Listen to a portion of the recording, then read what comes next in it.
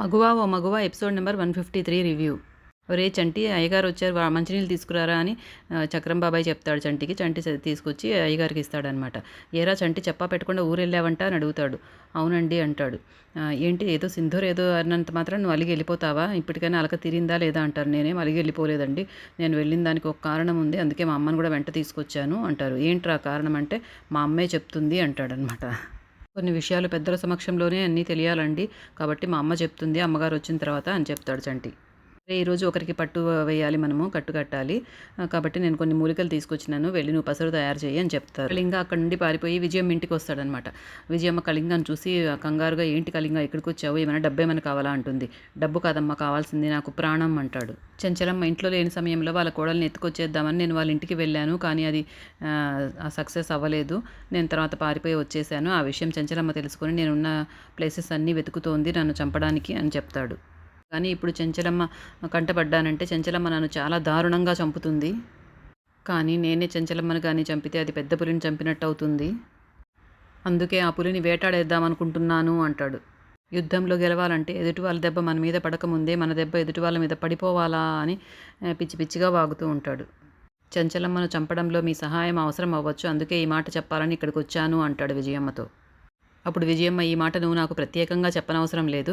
విజయమ్మ చంచలమ్మ ఓడిపోవడానికైనా చనిపోవడానికైనా నేను ఎటువంటి సహాయమైనా చేస్తాను అంటుంది. చంచలమ్మను చంపడానికి నేను మంచి ప్లాన్ వేసుకుని వస్తాను, అప్పుడు చెప్తాను ఎలా మీరు సహాయం చేయాలో అని చెప్పి వెళ్ళిపోబోతూ ఉంటాడు. చంచలమ్మకు అనుమానం వచ్చిందనమాట. వీడు విజయమ్మ సహాయం తీసుకుంటున్నాడు, సో విజయమ్మ ఇంటికి వచ్చి ఉంటాడు అనుకుని విజయమ్మ ఇంటి దగ్గరికి వస్తుందన్నమాట. వాడు చంచలమ్మ రావడం చూసి మళ్ళీ పరిగెత్తుకుంటూ వెనక్కి వచ్చి, చంచలమ్మ ఇక్కడికి వచ్చింది, నన్ను కాపాడండి అంటాడు. సరే నువ్వు పైకి వెళ్ళు, నేను చూసుకుంటానని వాడిని పైకి పంపించేస్తుంది. ఆ తర్వాత చెంచలమ్మ తన అనుచరులు లోపలికి వస్తారు. అప్పుడు విజయమ్మ చూసి వ్యంగ్యంగా, పిలవని పేరంటానికి వచ్చావేంటి అని అడుగుతుంది. పేరంటానికైతే పిలవకుండా రాకూడదు, ఈ ప్రాణాలు తీయడానికైతే పిలవకుండా అయినా రావచ్చు అని అంటుంది చెంచలమ్మ. అప్పుడు ఓ, అయితే నా ప్రాణాలు తీయడానికి వచ్చావా నువ్వు అంటుంది వ్యంగ్యంగా విజయమ్మ. అప్పుడు చెంచలమ్మ, నిన్ను చంపితే నాకు వచ్చేది ఒరిగేది ఏమీ లేదు, నువ్వు కళింగకు సహాయం చేస్తున్నావని నాకు తెలుసు, కాబట్టి వాడు ఎక్కడా అని అడుగుతుంది. ఇక్కడికి ఎవరు రాలేదు, నేను ఎవరికి సహాయం చేయలేదు, నాకు అటువంటి అవసరమే లేదు అంటుందన్నమాట. నువ్వు ఇలాగే చెప్తావు బసవా, నువ్వు వెళ్ళి వెతుకు అంటుంది. ఆగండి అంటుంది, ఎవరిని వెళ్ళనివ్వదన్నమాట పైకి. నా ఇంటికి వచ్చి దౌర్జన్యం చేస్తున్నావేంటి అంటుంది విజయమ్మ. ఇది దౌర్జన్యం కాదు, సింహం వేట అంటుంది. వేటాడడానికి నా ఇల్లేమి అడవి కాదు అంటుంది విజయమ్మ. అప్పుడు చెంచలమ్మ, మృగాలు అడవిలోనే ఉంటాయి, కానీ మానవ మృగాలు ఇలా ఇళ్లలోనే ఉంటాయి అంటుంది. వాడు గనక ఇక్కడే ఉంటే వాడి తల తీసుకెళ్తాను, ఇప్పుడు వెళ్ళు బసవ అనేసి మళ్ళీ బసవని పంపిస్తుంది. ఈ లోపల విజయమ్మ భర్త కూతురు కూడా అక్కడికి వస్తారు. అక్కడ జరిగింది ఏమీ తెలియక విజయమ్మ భర్త, చెంచలమ్మ గారు ఏం చేస్తున్నారు మా ఇంటికి వచ్చి అంటాడనమాట. మీ భార్య నా కోడల్ని హింస పెట్టిన వాడికి కొమ్ము కాస్తోంది, వాడిని ఆశ్రయం ఇచ్చింది, అందుకే వచ్చాను వాడి కోసం అని చెప్తుంది చెంచలమ్మ. ఆ కళింగ అనే దుర్మార్గుడు ఇప్పుడు మీ ఇంట్లో ఉన్నాడు, నేను వాడి కోసం వచ్చాను అంటుంది. మీరు పొరపడుతున్నారు చెంచలమ్మ గారు, అలాంటి వాళ్ళకు మా ఇంట్లో ఎప్పటికీ స్థానం ఉండదు అంటారాయన. నా భార్యకు మీ మీద ఎనలేని కోపం ఉంది, మిమ్మల్ని అంతం చేయాలన్న ఆవేశంలో కూడా ఉంది, కానీ అంత మాత్రాన అలాంటి దుర్మార్గుడికి మన ఇంట్లో ఆశ్రయం ఇస్తుంది, వాడితో చేతులు కలుపుతుంది, మీ ప్రాణాలు తీయడానికంటే మాత్రం నేను నమ్మను అంటాడు. అప్పుడు కొంచెం అంత నమ్మకం పెట్టుకున్న భర్తను చూసి కొద్దిగా షేమ్గా ఫీల్ అవుతుంది విజయమ్మ మనసులో. మీ భార్య చెప్తుంది నిజమో, నేను చెప్తున్నది నిజమో ఇంకాసేపట్లో తెలిసిపోతుంది, దయచేసి కొంచెం సహకరించండి అనేసి బసవ వెళ్ళి వెతుకొని పైకి పంపిస్తుంది. బసవ వెళ్ళి ఇల్లంతా వెతికొస్తాడనమాట. వాడు ఎక్కడా ఉండడు. అంతా వెతికేసి వచ్చి, అమ్మగారు వాడు ఎక్కడా కనపడలేదు, తప్పించుకొని పారిపోయాడు అంటాడు.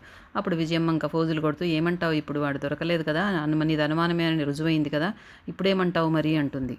తర్వాత చంచలమ్మ వెళ్ళిపోతుంది, కానీ ఆ కళింగ మాత్రం పైన ట్యాంక్ దగ్గర పైన ఉంటాడనమాట. ఆమె కారు వెళ్ళిపోతుంటే పైనుండి తొంగి చూస్తాడు. తర్వాత వీళ్ళు విజయమ్మ అడుగుతుంది, ఇన్ని రోజులు నన్ను కాకుండా ఆ చంచలమ్మని సపోర్ట్ చేస్తూ వచ్చారు కదా, నన్ను తప్పుపడుతూ ఉన్నారు, ఇప్పుడు చూసారా చంచలమ్మ కూడా తప్పు చేసింది నా మీద అనుమానించి అంటాడు.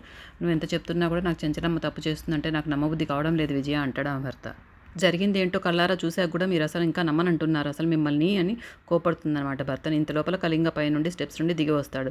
వీళ్ళందరూ చూస్తారనమాట, విజయమ్మ భర్త వాళ్ళ కూతురు కూడా చూస్తారు. కళింగాను చూస్తూనే విజయమ్మ భర్త కోపంతో, వీడు మన ఇంట్లో ఎందుకున్నాడు విజయ అని అడుగుతాడు గట్టిగా. విజయమ్మ ఏమీ మాట్లాడకుండా అలాగే నిలబడిపోయి ఉంటుంది. అప్పుడు కళింగ, కాపాడారు చంచలమ్మకు, నా గురించి చెప్పకుండా నన్ను కాపాడారు, మీకు రుణపడి ఉంటాను అని నమస్కారం చేసి అక్కడి నుండి వెళ్ళిపోతాడు. చెంచలమ్మ బరి తెగించింది అన్నావు, బరి తెగించింది ఆ చెంచలమ్మనా నువ్వు అని వాళ్ళ భర్త చాలా కోపంగా అడుగుతాడు విజయమ్మని. విజయమ్మ ఏమాత్రం భయపడకుండా కొన్నిసార్లు మనం గెలవాలంటే కొన్నిసార్లు నీతి తప్పాల్సి ఉంటుంది. దేవుళ్ళు కూడా ఒక్కొక్కసారి మారువేషాల్లో వచ్చి రాక్షసుల్ని చంపడానికి భూమి మీదకి వస్తారు అనేసి ఏదేదో అడ్డదిడ్డంగా చెప్పేసి వెళ్తుందనమాట. దేవుళ్ళకి ఈమెకు ఏమిటో పోలిక మరి. ఇక తర్వాత చంటి వాళ్ళమ్మ చంచలమ్మ గారు ఒక ముఖ్యమైన పని మీద బయటికి వెళ్తున్నానని చెప్పారు. ఒకవేళ ఆ పెళ్లి సంబంధం ఖాయం చేసుకోవడానికే వెళ్ళారేమో. ఒకవేళ అన్నీ నచ్చి ముహూర్తం కూడా పెట్టుకొని వచ్చేస్తే, ఒకవేళ సింధూరకు పెళ్లి చేసేస్తే తర్వాత ఎలాగా అనేసి ఆమె భయపడుతుందనమాట. సో కొన్ని విషయాలు ఆడవాళ్ళ కంటే కూడా మగవాళ్ళే బాగా అర్థం చేసుకుంటారు. కాబట్టి చంచలమ్మ గారు వచ్చే లోపల నేను అయ్యగారితో మాట్లాడతాను ఈ విషయం అనేసి అక్కడికి వస్తూ ఉంటుంది.